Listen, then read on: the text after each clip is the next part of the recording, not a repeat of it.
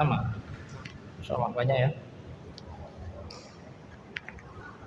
Wah, ini jadi kayak sakit ya.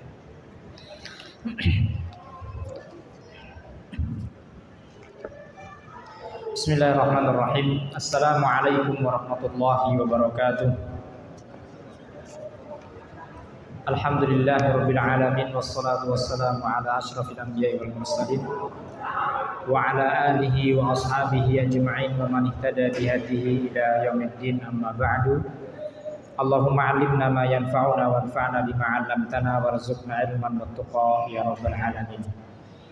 Ihwatifillah rahimani wa rahimakumullah. Alhamdulillah, pada kesempatan kita kali ini kita bisa kembali berkumpul untuk melanjutkan pembahasan dalam fikih nikah, fikih yang berkaitan dengan hukum seputar pernikahan, yang mana pada pertemuan yang lalu atau 2 kali pertemuan yang lalu kita telah menjelaskan beberapa hal yang berkaitan dengan perkara-perkara pranikah, yang kita awali dengan tujuan nikah itu sendiri, kemudian bagaimana proses nikah secara syar'i yang dimulai dengan al-ikhtiyar, memilih calon, kemudian ta'aruf, berkenalan, kemudian nazar.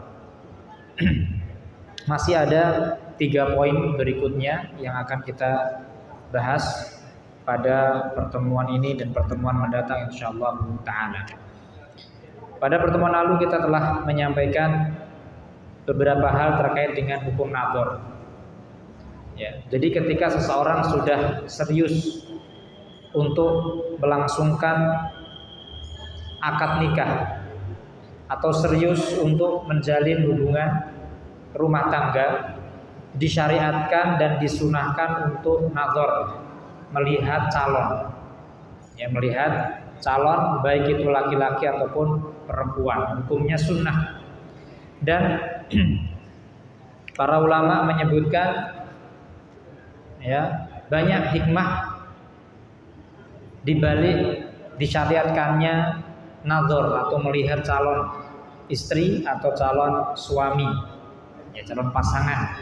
Sebagaimana Rasulullah SAW bersabda kepada sahabat Mughirah ketika beliau mengkhitbah seorang wanita. Rasulullah bersabda, "Unzur ilaiha fa innahu ahra an yu'dama bainakum." Ya, hadis riwayat Imam At-Tirmidzi dan Ibnu Majah dan disahihkan oleh Al-Albani. Lihatlah kepada wanita tersebut, karena dengan kita melihat wanita itu akan lebih mudah melanggengkan pernikahan. Ya, jadi nazar atau melihat calon pasangan itu adalah salah satu wasilah agar hubungan rumah tangga menjadi langgeng. Karena tujuan kita menikah adalah bagaimana kita bisa hidup bersama. Ikhwati fillah, ikhwan dan akhwat yang dimuliakan Allah Azza wa Jalla, ada beberapa hal yang perlu kita sampaikan. Nazar itu boleh dengan sembunyi-sembunyi. Jadi tidak harus dengan secara langsung. Meskipun nazar dengan secara langsung itu lebih baik. Tapi kalau nazar dengan sembunyi-sembunyi boleh tidak? Boleh. Ya. Bahkan para ulama atau sebagian ulama mengatakan melihat calon secara tidak langsung, terutama laki-laki melihat perempuan calon yang akan dilamar secara tidak langsung itu lebih diutamakan katanya. Kenapa? Karena ketika seorang laki-laki belum cocok, itu lebih bisa terjaga perasaan wanita tersebut. Ya, jadi ketika kita melihat calon, qadarullah kita belum cocok, kita akan mencari sekian alasan untuk bagaimana membatalkan atau tidak melanjutkan proses. Ya, begitu juga perempuan, ketika dia kurang cocok, juga ada perasaan, kalau bahasa kita tuh ewuh perewuh, ya, perasaan sungkan, perasaan tidak enak dalam hati. Ya. Maka para ulama memberikan solusi, caranya adalah dengan cara kita melihat pada kondisi yang tidak diketahui. Apalagi kalau calonnya belum bercadar, itu lebih mudah. Ya, umpamanya kita tahu, oh, calon ini ya kata jomblangnya ya kata saudari kita atau bibi kita, biasanya dia akan belanja di sana. Atau janjian dulu ya, dia mau datang ke rumah saya di sini ya, di sana kita bisa, oh ini tuh orangnya. Ya. Si perempuan juga demikian, bisa melihat mana sih hewan yang mau dengan saya atau yang sedang proses sama saya. Itu loh biasanya nanti dia akan ke sini. Itu loh yang biasanya naik ya ninja merah, masya Allah ya, masya Allah, ninja merah. Oh itu tuh, nah seperti itu. Jadi kita sebagai calon itu ketika dilihat kita tidak tahu, ya. Begitu juga akhwat ketika dilihat juga dia tidak tahu. Kalau cocok bisa lanjut, kalau enggak ya tidak apa-apa. Jadi itu lebih menjaga hati dan perasaan masing-masing daripada ya, karena setiap orang itu kan berbeda-beda ya tingkat ketabahan hati dengan tanda kutip ya. Ada yang dia gentle, kuat gitu ya, ditolak berapa kali ora apa-apa, yang penting berusaha, tandanya belum jodoh. Ada yang ditolak sekali dua kali langsung melempem, wis putus asa, walah wis ora cocok, ini nikahnya tunda 5 tahun lagi gitu ya. 5 tahun kemudian dicoba lagi, gagal lagi, 5 tahun lagi, terus gitu ya, kayak pemilu gitu. 5 tahun sekali. Masya Allah. Maka dari itu ikhwati fillah, ada antara para ulama yang memberikan solusi dengan cara demikian. Rupanya itu pernah dilakukan oleh salah seorang sahabat. Ya, solusi yang disampaikan oleh para ulama itu berdasarkan dalil. Di antaranya hadis Jabir radhiyallahu taala anhu, yang mana hadis ini diriwayatkan oleh Abu Dawud, Imam Al-Hakim, dan disahihkan oleh Syalbani dalam silsilah hadis as-sahihah. Suatu ketika ya Jabir datang kepada Rasulullah SAW. Maka Rasulullah berkata kepada beliau, "Idza khataba ahadukumul mar'ata," apabila salah seorang kalian hendak menkhitbah, hendak melamar wanita, fa in istata'a an yanzura ila ma yad'uhu ila nikahnya falyaf'al. Kalau dia memungkinkan untuk melihat calonnya, maka lakukanlah. Qala Jabir, perawi hadis ini yang menyampaikan kepada kita, beliau berkata, fahatabtu imra'atan, maka aku hendak menkhitbah seorang wanita, fakuntu atahabba laha. Ya, jadi saya ketika hendak melihat itu mencari tempat persembunyian, ngumpet-ngumpet gitu ya. Hatta ra'aitu minha ma da'ani ila nikahnya, sampai aku bisa melihat ya dari wanita itu sesuatu yang memotivasi saya untuk menikahinya. Fatazawwajtuha, maka saya menikahi wanita tersebut. Para ulama memiliki dari riwayat ini memiliki banyak penjelasan tentang pertanyaan apa saja yang boleh dilihat dari calon wanita yang hendak kita nikahi. Ya, yang kemarin sudah kita jelaskan ya.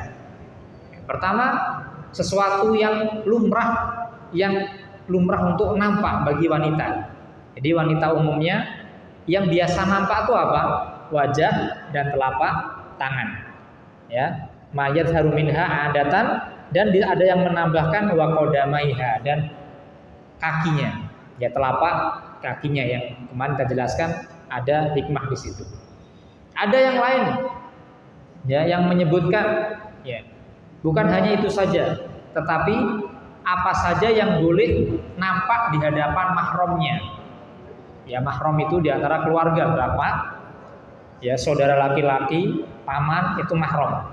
Ya, jadi kalau antum punya saudari perempuan, apa yang boleh terlihat dari dia? Jadi saudari antum sudah balik, ya, SMA umpamanya ya. Jadi apa yang boleh nampak? Para orang menyebutkan batasannya dari kepala sampai leher. Bawah leher nggak boleh lagi ya, dada apalagi nggak boleh ya. Kemudian tangan sampai ketiak, kaki sampai setengah bawah lutut, setengah betis, itu saja. Jadi meskipun itu adik kita sendiri nggak boleh belak-belakan ya. Oh, ini kan adikku dewe rapopo, nggak boleh ya. Oh, ini kan anakku sendiri, anak putriku sendiri ya, nggak boleh. Ya seperti itu. Nah, maka dari diriwayatkan itu diambil kesimpulan dari hadis Jabir ini Dari mana kita tahu kesimpulan tersebut dari hadis Jabir? Di sana ada riwayat yang lain. Jadi kita menyimpulkan hukum itu tidak dengan satu hadis, tapi dengan menggabungkan beberapa riwayat sehingga terhimpun suatu hukum. Ya. Jadi ceritanya namanya rumah orang Arab itu kan ya tertutup tembok tinggi, ya, dan di tengahnya itu area terbuka dan di pinggirnya yaitu ada atap, itu ada kamarnya, ada ruang tamu, ada macam-macam, tapi tengahnya ruangan terbuka.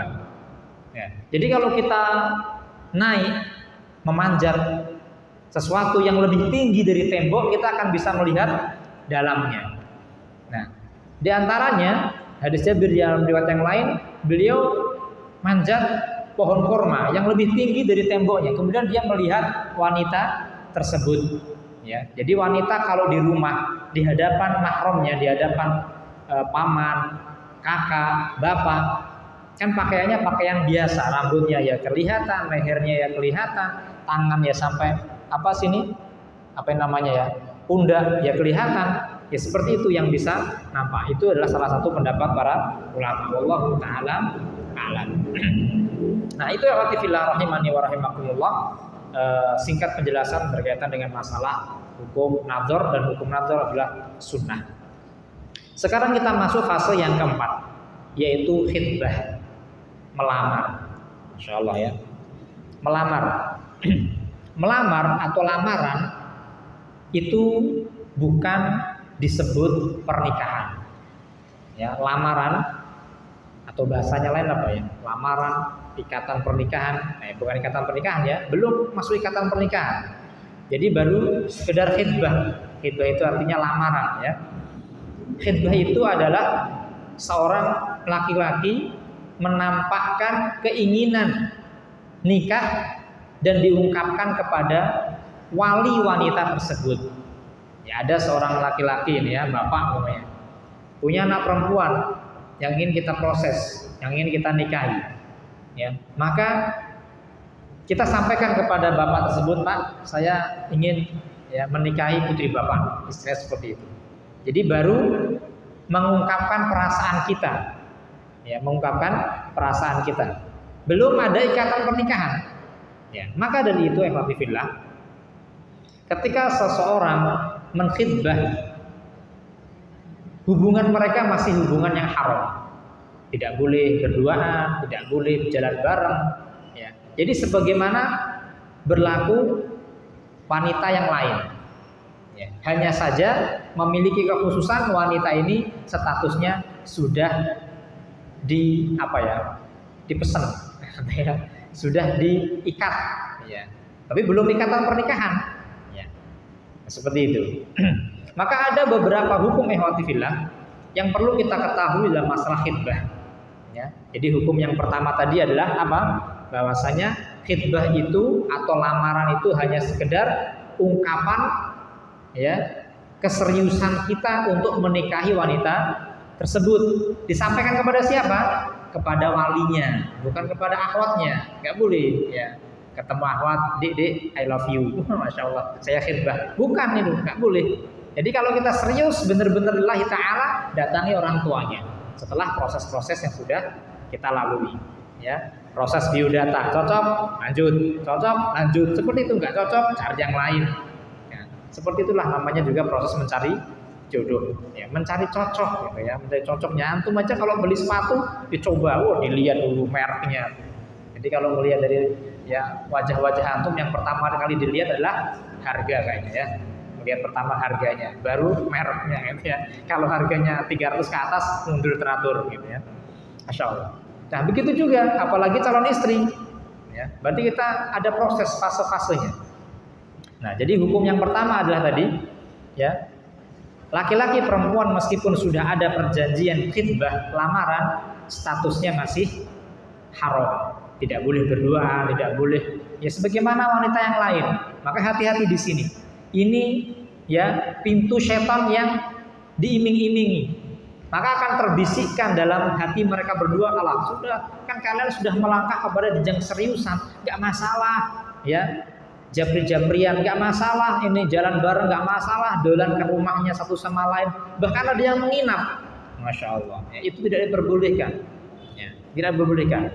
Karena kita tidak tahu apakah dengan ya khidbah ini Allah mentakdirkan dia sebagai jodoh kita atau gagal di tengah jalan. Masih besar kemungkinan untuk gagal. Ya, masih besar kemungkinan untuk gagal. Masya Allah. Ya. Nah, maka yang punya putri perlu dijaga ini ya, dijaga izzahnya, dijaga ifahnya. Kemudian hukum yang kedua, diharamkan bagi seorang muslim mengajukan lamaran kepada wanita yang telah dilamar saudaranya. Hukumnya haram, nggak boleh. Ya, diharamkan bagi seorang muslim mengajukan lamaran kepada wanita yang telah dilamar orang lain. Ya, kalimat telah dilamar, ya, di sini sudah jelas, ya. Dan nah ini catatan penting, lamaran itu sudah diterima. Nah ini catatan lebih penting lagi, lamaran sudah diterima. Ya, ada umpamanya Muhammad dengan Ali melamar Fatimah. Ini contoh. Ya. Muhammad melamar Fatimah. Ya, sudah jadi khidbah, selesai. Ali maju untuk melamar. Hukum asalnya tidak boleh, bahkan haram hukumnya. Ya, hukumnya haram, tidak diperbolehkan. Ya, apalagi kalau sudah tahu, kalau belum tahu nggak masalah. Karena juga belum tahu. Ya, karena tidak semua orang tahu wanita ini sudah dikhidbah atau belum. Bisa taunya bagaimana? Ya, ketika mengajukan proses. Nah, ingat prosesnya tadi kan di awal ada. Makanya wanita tadi kalau sudah di khidbah ya harus ditutup. Ya, ditutup pendaftarannya. Jadi kuotanya sudah memenuhi, nggak boleh dibuka lagi. Kalau sudah diterima. Kalau khidbahnya belum diterima, silahkan dibuka. Tandanya kuota belum terpenuhi. Bisa dipahami ya. Ini wanita juga. Nanti kalau ada orang mengajukan, oh afwan, ini sedang proses khidbah atau telah dikhidbah, telah dilamar orang. Berarti yang maju tidak kecewa dan yang maju tidak terjerumus dalam perkara yang diharamkan. Ya. Bisa difahami? Ya, jadi nggak boleh. Ya, syaratnya apa? Khidbahnya sudah diterima.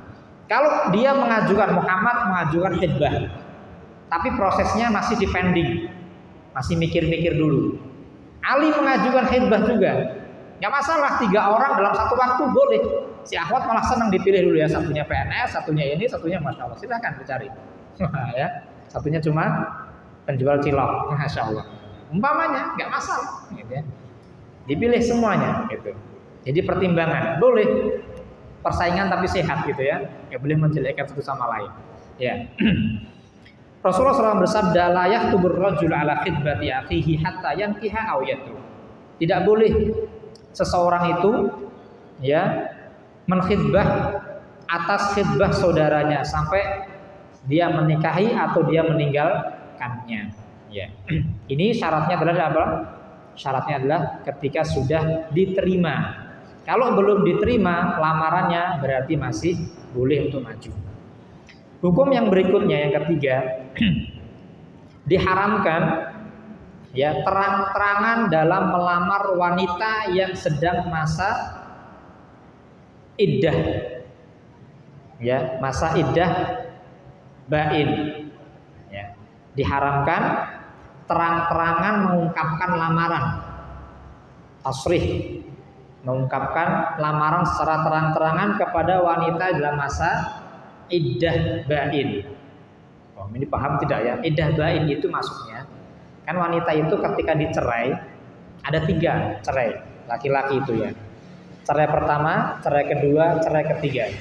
Pertama, kedua itu statusnya iddah raj'i. Maksudnya suami masih boleh rujuk. Tapi ketika cerai yang ketiga, suami tidak boleh rujuk. Jadi wanita ini memiliki masa iddah. Berapa masa iddahnya? Masa iddahnya sebanyak 3 kali masa haid. Kalau wanita setelah dijatuhkan cerai, kemudian dia berlangsung 3 kali haid, maka sudah habis masa iddahnya. Ya. Berarti kalau dari cerai pertama dan cerai kedua itu nggak boleh ada seorang pun yang mengajukan lamaran. Kalau ada wanita yang sudah dicerai kali yang ketiga, ya, dicerai kali yang ketiga, berarti kan suami sudah tidak bisa rujuk. Boleh tidak bagi laki-laki yang lain ya, untuk mengajukan proposal, ya, pengajuan nikah? Boleh tidak? Boleh, tapi tidak boleh terang-terangan. Ya, nggak boleh dengan terus terang. Bagaimana bahasa terus terang? Contohnya, ada wanita yang diketahui dicerai suaminya, cerai ketiga. Sekarang masa iddah. Wah, ini kesempatan ya. Kutunggu jadamu. Wah, tenang tau. Ya. Makanya kita maju kepada wanita tersebut atau kepada walinya. Pak, saya ingin menikahi putri bapak. Nggak boleh. Ini namanya bahasa terang-terangan. Ya, itu nggak boleh. Ya. Tapi kalau bahasa kiasan boleh tidak? Boleh. Bahasa kiasan itu bahasa yang tidak langsung tapi dipahami. Ya, ada udang di balik rempayek orang ini. Ya. Masya Allah. Apa mengatakan? Contohnya, ya, ada seorang laki-laki datang kepada wali wanita tadi. Wanita ini statusnya apa tadi? Dicerai kali yang ketiga. Kemudian laki-laki si calon suami ini mengatakan, Pak, saya nih kayaknya sudah pengen banget nikah. Nah, ya, itu bahasa pengen banget nikah ini masih apa ya, 50-50. Bisa diarahkan kepada si putrinya, bisa cuma curhat kepada bapak tersebut. Tapi si bapaknya tahu saya, kamu ngomong ini berarti kamu pengen tahu. Nah, gitu ya. Itu bahasanya. Tidak langsung to the point, Pak, saya pengen nikahi putri bapak nanti kalau idahnya selesai. Ini nggak boleh. Ya, tapi dengan bahasa kiasan, ya, ya, dengan bahasa kiasan, dan bahasa kiasan itu banyak macam-macamnya, ya, banyak macam-macamnya. Dalil yang menyebutkan hal itu, Allah Taala berfirman dalam surat Al-Baqarah ayat 235, wala junaha alaikum fi ma'arrabtum bihi min khidbatin nisa. Tidak mengapa apabila kalian mengungkapkan secara kiasan, ya, lamaran kepada wanita, ya, yang dia statusnya bukan iddah raj'i, iddahnya iddah ba'in, ya. Yang mana ketika wanita dicerai kali yang ketiga, si suami tidak lagi ada kesempatan untuk merujuk, ya. Kemudian yang berikutnya, hukum yang selanjutnya berkaitan dengan lamaran. Bagi seseorang yang dimintai pendapat, seseorang yang dimintai pendapat terhadap calon yang ingin dia lamar, yang biasa antum ketika, ya, ingin penjajakan kepada calon antum, maka orang yang dimintai pendapat bagaimana? Maka dia harus jujur, ya, untuk menyebutkan segalanya, baik sisi baik atau sisi buruknya. Contoh, ada seorang, Ustaz, antum kenal Ahwat itu? Oh iya, saya kenal, saya ngajar dia selama 3 tahun dan saya bisa tahu bagaimana riwayat dia belajarnya, riwayat akhlaknya. Bagaimana Ustaz menurut antum? Dan antum kenapa tanya? Saya ingin proses dengan Ahwat tersebut. Oh iya, Ahwat ini ya akhi, orangnya Masya Allah rajin ibadah, dia taat. Tapi anak si Ahwat ini nggak bisa masak. Oh, itu minusnya. Ahwat ini gini, Ahwat ini punya syarat kalau dia nikah, katanya suaminya harus tinggal bersama orang tua, umpamanya gitu. Jadi disebutkan. Begitu juga Ahwat tanya, Ustaz, antum kenal fulan? Ya, tahu, ada apa? Beliau, si dia ini proses dengan saya. Bagaimana menurut Ustaz? Oh ya, orang ini Masya Allah ngajinya bagus, tapi sayang kadang-kadang kalau ngajinya telat, duduk di belakang, tidur lagi. Nah, gitu ya. Jadi sisi baik buruknya disebutkan semua. Untuk apa? Pertimbangan. Jangan jadi orang yang diminta pendapat, jangan menyembunyikan. Ya. Tidak mesti dengan keburukan atau kekurangan yang kita sampaikan itu membuat gagalnya proses. Tidak mesti. Kadang ada orang yang berpikiran nanti kalau saya sebutkan keburukan, jangan-jangan gagal itu pula prosesnya. Tidak. Terkadang ada orang yang ingin menyempurnakan kekurangan yang dimiliki oleh pasangan. Masya Allah, pasangan saya punya kekurangan sini, saya akan bersemangat untuk bagaimana ya menyempurnakan kekurangan tersebut. Jadi klop, sehingga pernikahan mereka untuk dalam rangka peningkatan ibadah di hadapan Allah Azza wa Jalla. Dan itu bukan termasuk ghibah, tapi termasuk babun nasihah, ya, termasuk kategori nasihat. Namanya menasihati itu kan juga menyebutkan ada si baik si buruk, mas, nggak boleh seperti ini tuh haram. Nah ini kan jelek toh. Kenapa disebutkan? Karena min babin nasihat. Mas kamu harus rajin sholat. Nah itu ya, ada si baik, ada si buruk yang disebutkan. Bisa dipahami? Yaitu dalam proses masalah hitbah. Nah kemudian ikhwati fillah, masih ada 5 menit. Kita masuk proses yang berikutnya, yang kelima. Ya ini kita percepat ini ya, karena besok adalah pertemuan terakhir. Proses yang kelima ini yaitu akad. Inilah inti, ya inti. Kenapa bisa kita katakan inti? Karena ini yang merubah, ya merubah status dari yang tadinya haram menjadi halal. Insya Allah ini harus diperhatikan ya. Nah berarti sebelum terjadinya akad nikah ada beberapa hal yang perlu diperhatikan. Di sana ada syarat-syarat nikah, ada rukun nikah. Ini harus diperhatikan. Ya berarti ketika proses-proses di awal sudah dilalui, ya sudah dicontreng semuanya, ikhtiar ya cocok pilihannya, ta'aruf cocok, nazar cocok, khitbah, lamaran diterima. Nah, habis itu apa? Membicarakan kapan dia akan dilangsungkan akad pernikahan. Nah, seperti itu, ya. Rukun nikah. Nah, di sini yang harus diketahui.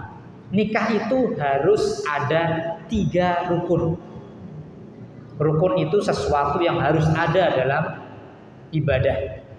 Ya, ada rukun sholat, ya, rukun puasa. Nikah juga ada rukunnya. Apa itu? Rukun itu ibaratnya ikhwatifillah, bahasa ilustrasinya seperti bangunan. Sisi penopang terkuat pada bangunan tersebut. Jadi bangunan itu apa? Sisi penopang terkuatnya. Ada pondasi, ada tiang. Apalagi? Ini sisi terkuat.